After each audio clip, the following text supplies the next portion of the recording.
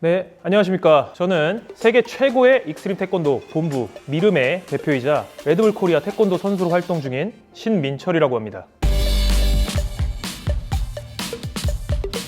미름에는 용이 승천하는 최정상의 높이라는 뜻으로 미름에와 함께하는 모든 분들과 함께 최정상에 오르고자 하는 목표를 가지고 있는 명실공히 최고의 팀이라고 할 수 있습니다.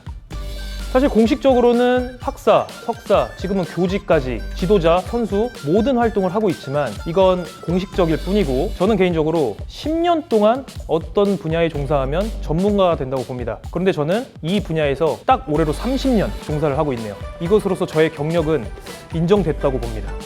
이 얘기를 하면 참 긴데 사실 제가 어렸을 때 익스트림 마샬아트의 거의 황제라고 할 수 있는 스티브 테라다의 영상을 봤어요. 근데 사실 같은 무술, 주먹과 손날, 발 등을 사용하는 무술과 무도의 차이일 뿐인데 에너지를 표현하는 게 너무 다른 거예요. 저는 태권도 시범을 하는 사람으로서 그 영상을 보고 굉장히 큰 충격을 받았습니다. 왜 태권도 시범을 저렇게 못했을까? 그래서 저런 에너지를 태권도에 접목시킬 수 없을까라는 궁금증이 생겼고 그 궁금증을 풀고자 익스트림 태권도라는 새로운 장르를 개척하기 시작한 것 같습니다.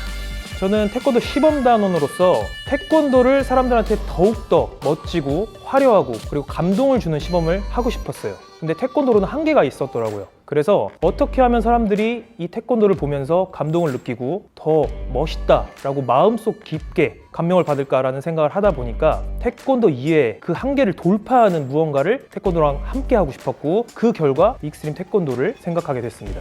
새로운 분야를 만드는 사람으로서 어려움이 없었다고 하면 사실 거짓말이죠. 그런데 그 어려움이 뭔가 마음속 깊게 힘들다라는 생각은 한 번도 해본 적이 없어요. 뭔가 이런 거죠. 어렸을 때 굉장히 어려운 게임을 하면 사실 어렵지만 너무 재밌고 반드시 하고 싶고 이 게임을 반드시 이겨내고 싶잖아요. 저는 그런 느낌으로 이 장르를 개척해 나가기 시작했습니다. 그래서 어려움이 왔다? 이건 어려움이 아니고 저한테는 행복이었어요. 그런 어려움조차도 저한테는 너무너무 설레는 하나의 도전이었고 그 어려움이 장애물이 아닌 저한테는 반드시 돌파해내야 될 도전 과제였던 거죠. 그런 부분에 있어서 어려움이란 저한테는 행복이었고 반드시 성공해내야 될 과제였다고 생각합니다.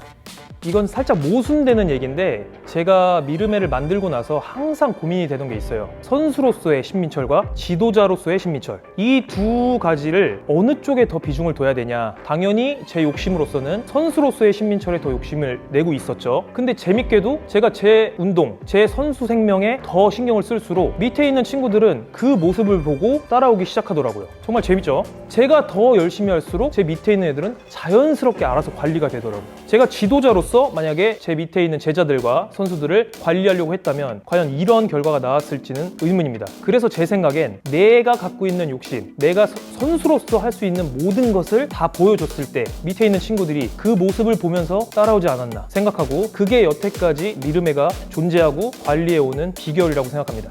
제가 선수로서의 최고의 순간은 굉장히 많은 사람들이 갖고 있는 최고의 순간과 달라요. 제가 군대를 에콰도르로 갔었는데 에콰도르에서는 같이 운동할 사람이 없어서 혼자 운동을 했었습니다. 근데 정말 아무런 사람 없이 정막 속에서 혼자 운동을 하다가 어떤 기술을 하다가 제가 넘어졌어요. 거의 20분가량을 가만히 혼자 누워있는데 와, 내가 왜 이렇게 재미없게 태권도를 하고 있지? 라는 생각을 했습니다. 근데 그 생각 속에 잠겨있다 보니까 이런 생각이 떠올랐어요. 아, 내가 여태까지 태권도를 순수하게 100% 좋아하고 있지 않았구나. 왜? 다른 주변의 환경에 의해서 운동이 잘 되고 내 기술이 늘고 실력이 는다면 그건 내 스스로 100% 태권도에 전념하고 있지 않았다라고 생각을 했어요. 그걸 깨닫는 순간 선수로서 저는 2배, 3배가 아니고 다른 차원의 선수가 됐다고 생각합니다. 그 느낌을 깨달은 순간이 저한테는 선수로서의 최고의 순간이에요. 이거는 많은 사람들한테 공감을 받을지 못할 수도 있어요. 그러나 저 자신한테는 절대 지울 수 없는 최고의 순간이었습니다. 미름의 팀으로서의 최고의 순간은 평창 올림픽에 저희가 태권도 팀 최초로 유일하게 경기장에서 시범을 한 적이 있습니다. 물론 저는 그때 시범을 하지 않았어요. 지도자로서 나갔지만 시범이 딱 끝났을 때 그 느낌 아세요? 박수 소리가 쫙 밀려오는데 박수 소리가 몸을 때리는 거예요. 아, 이 감동은 지금도 막 이게 떨릴 정도로 최고의 순간을 그때 맞이했던 것 같습니다. 저는 태권도와 태권도 도장 그리고 시범단 운영을 같이 한다고 생각하지 않습니다. 지도자로서 활동을 할 때는 완벽하게 지도자로서만 활동해요. 제가 어려웠던 순간은 이름을 거론하기 좀 힘들겠지만 굉장히 많은 친구들이 있어요. 제가 신경을 정말 많이 쓴 친구들이 있어요. 정말 제 모든 것을 바쳐서 가리킨 친구들도 있고, 그런 친구들이 실력이 안 느는 거예요. 그럼 제가 지도자로서 미치겠는 거죠. 이 친구한테 내 모든 걸 쏟았고 같이 실력을 같이 쌓고 싶은데 실력이 안 늘어. 그럼 저는 미치겠는 겁니다. 이게 저한테는 최고의 어려움이었고, 그렇다면 이걸 어떻게 극복을 해낼까 정말 고민을 많이 했어요. 그 극복 방법은 함께 운동해주기였어요. 뭔가 내가 갖고 있는 지식과 운동 지식으로 이 친구를 바꿔보자가 아니고, 내가 운동하는 모습을 봐라, 그리고 운동의 재미를 알아라. 제가 이게 그 어려움을 극복하는 방법이었어요. 그렇다면 이 친구의 실력이 늘거나 뭔가 문제점이 해결되지 않아도 운동의 재미를 알게 돼요. 저와 함께 운동하면서. 그러면 운동의 재미를 알게 되면 자연스럽게 실력이 늘더라고요. 그 순간 내가 여태까지 얘를 실력을 키워주려고 노력했던 많은 것들이 조금 무의미해지는구나. 우선 실력을 늘리기보단 이 분야에 재미를 느끼게 해줘야 된다라는 생각이 굉장히 많이 들었어요. 사실 익스트림 태권도라는 종목으로 제가 만들고 싶었던 문화는 도전을 하죠, 실패를 하죠, 그리고 성공을 합니다. 도전했을 때 어떻죠? 사람들이 함께 응원해줘요. 실패했을 때 어떻죠? 다 같이 위로해줍니다. 성공했을 때 다 같이 좋아해줍니다. 너무너무 즐거운 문화예요. 그리고 서로 경쟁하는 게 아니고 함께 성장하는 거죠. 그런데 제가 여기서 드리고 싶은 말씀은, 이 문화를 태권도 세계에 정착시키는데 실패했다고 생각해요. 실패가 아니죠. 아직 만들지 못했습니다. 그래서 제가 이 문화를 태권도계에 완전히 정착시켰을 때 우리 PD님께서 다시 한번 저를 찾아오실 거라고 생각합니다. 그때를 대비해서 이 답변은 아껴두겠습니다. 제가 자신있게 할 수 있는 발차기는 540도죠. 왜냐면 제 이름을 세상에 알리게 해준 발차기이기도 하고, 그리고 굉장히 애착이 가는 발차기이기도 해요. 여러 가지 이유가 있는데 그 중에 하나는 그냥 단순하게 발차기를 잘 찬다라는 정도로 끝내질 않아요. 저는 이 발차기에 굉장히 연구를 합니다. 그래서 제가 갖고 있는 스텝, 타이밍, 점프, 발차기 이 모든 것을 끝내지 않고 다른 선수, 잘하는 선수들의 스텝, 타이밍, 높이, 발차는 스타일 전부를 한번 따라해봐요. 그래서 제 몸 안에는 감히 말씀드리지만 전 세계의 500세토를 잘 찬다라고 말하는 친구들의 거의 모든 포인트가 다 들어있다고 생각합니다. 그래서 제가 가장 자신 있어 하는 발차기 중 하나고, 가장 자신 있게 선보일 수 있는 발차기라고 생각합니다.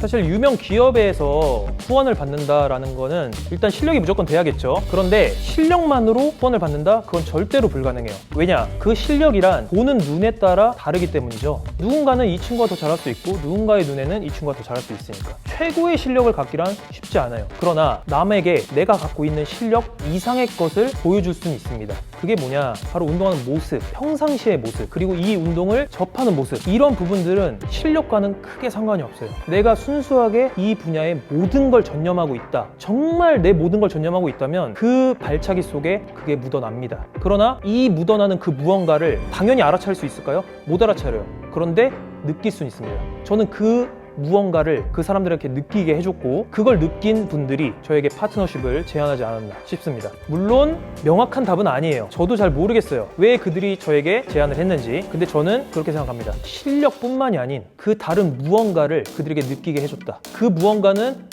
여러분들이 찾길 바랍니다. 그게 여러분들의 숙제예요. 자, 이 분야에 도전하는 사람들, 기술만 도전하는 사람들 저는 보지 않습니다. 그러나 내 인생을 걸고 익스트림 태권도에 도전하는 사람 저는 본 적이 없어요, 사실. 만약에 그런 친구가 있다면 이럴 수 있겠죠. 지금 이 영상을 보고 있는 사람들은 이 분야에 관심이 있거나, 혹은 제가 말한 대로 이 분야에 목숨을 걸고 있는 사람이겠죠. 그렇다면 제가 한마디 하겠습니다. 지금 이 영상이 끝나는 순간 핸드폰 끄고 일어나세요. 연습하세요. 우리는 말로 얘기하지 않습니다. 몸으로 대화하는 사람들이지. 그게 바로 운동선수의 숙명입니다.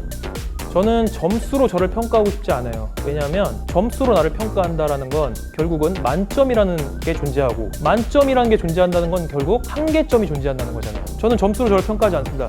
그 한계를 반드시 돌파해내겠다는 생각으로 항상 저는 아직 멀었다라고 생각해요. 왜? 하고 싶은 게 너무 많고, 해보지 못한 게 너무 많고, 앞으로 해야 될 게 너무 많으니까. 그래서 전 아직 멀었습니다. 이건 선수로서 저 자신을 평가하는 거고, 지도자로서의 저 자신을 평가한다면 전 최고예요. 왜냐? 저를 믿고 따라오는 제자들은 제가 최고여야만 불안감 없이 따라올 수 있습니다. 제가 최고가 아닐지언정 저는 그들에게 최고가 되어야 돼요. 저는 그 모습을 보여주기 위해서 지금도 최선을 다하고 있습니다. 저는 이런 질문에 항상 하는 말이 있습니다. 태권도, 전 세계적으로 굉장히 유명한 스타가 없죠. 근데 스타라고 표현했지만 저는 이렇게 얘기하고 싶어요. 태권도의 대명사, 태권도 하면 신민철, 신민철 하면 태권도가 되고 싶은 게 저의 꿈입니다. 누구에게나 있듯이 중국 무술하면 떠오르는 사람이 있겠죠. 절권도, 쿵푸, 후린 무술하면 떠오르는 사람이 있겠죠. 태권도 하면 떠오르는 사람이 바로 신민철이었으면 좋겠습니다. 이게 제가 11살 때부터 꿈꾸었던 목표였고 앞으로 반드시 이뤄낼 저의 꿈이라고 생각합니다.